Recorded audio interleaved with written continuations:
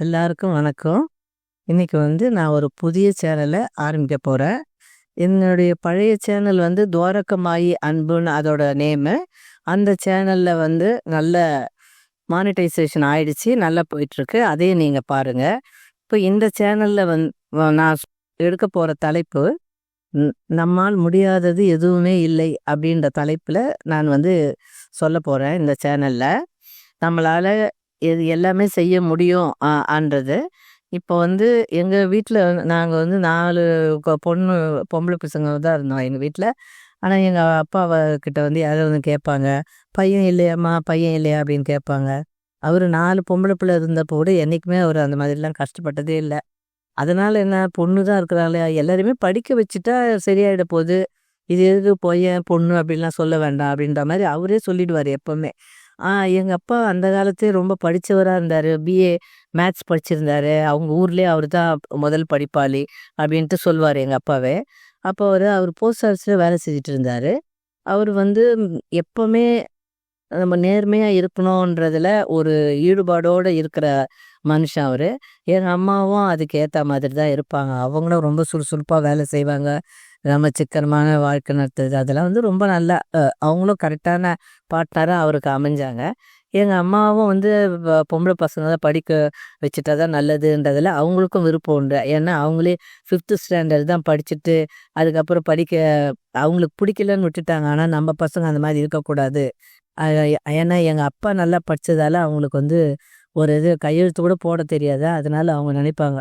எங்க அப்பா தான் அவங்களுக்கே மரகதம் அவங்க பேரு. அவங்க பேரையே கையெழுத்து போட வச்சதே எங்க அப்பா தான்னு சொல்லிட்டு ரொம்ப பெருமையா எங்க அம்மா சொல்லுவாங்க.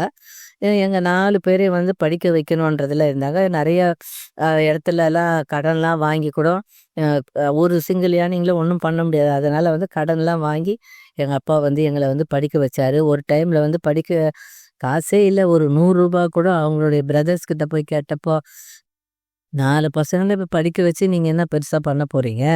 பேசாம எப்படி இருந்தாலும் பொம்பளை பசங்க தானே, கல்யாணம் பண்ணி குடுத்துட்டு போனா போச்சு. அந்த ரூ. 100 கடன் கேட்க வரீங்களேன்னு சொல்லிட்டு அவங்க பிரதர்ஸே சொன்னாங்களாம். அப்படியே ரொம்ப வெறுத்து போய் எங்க அம்மா கிட்ட, "வேணாம், படிப்பை நிறுத்திடலாமா?" அப்படின்னு கேட்டாரு. 4 பேருக்கு ஃபீஸ் கட்ட கஷ்டமா. எங்க அம்மா சொன்னாங்க, "அவங்க அப்படிலாம் எல்லாரும் இப்படிதான் சொல்லுவாங்க. டிஸ்கரேஜ் பண்ணா அதுக்கெல்லாம் நம்ம அடிபடியக்கூடாது.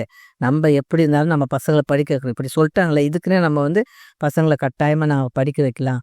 நீங்க எப்படியாவது கடன் வாங்க, அதுக்கேற்ற மாதிரி நம்ம அது சிக்கனமா பண்ணிக்கலாம்" அப்படின்னு சொல்லிட்டு குடும்பம் நடத்தலாம்னு சொல்லிட்டு எங்க அம்மா எங்க 4 பேரையுமே படிக்க வச்சுட்டாங்க. நாங்க 4 பேருமே டிகிரி படிச்சுட்டோம்.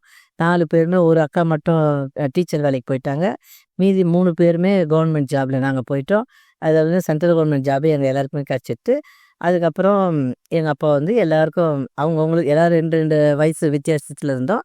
அப்புறம் அவங்கவங்க மேரேஜ் பண்ணிக்கிறது அவங்க காசை சேர்த்து வச்சுட்டு, அதில் சிம்பிளா சேர்த்து வச்சு கொஞ்சம் கொஞ்சமா ஒருத்தராக மேரேஜ் பண்ணிட்டாரு. இப்போ அவர் நம்மளால முடியாது, பசங்களுக்கு படிப்பும் தேவையில்லை, ஒன்றும் தேவையில்லைன்னு வீட்டில் உட்காந்துதா. இன்னைக்கு நான் ரிட்டையர் ஆகிட்டு இன்னைக்கு வீட்டில் இருந்து நான் பென்ஷன் வாங்கிட்டு இப்போ நிம்மதியாக சாப்பிட்டுட்டு இருக்கிறேன்னு சொன்னால், அதோடு என்னோட தாய் தகப்பனுக்கு தான் நான் நன்றி சொல்ல வேண்டிய முதல் கடமையில் நான் இருக்கிறேன்.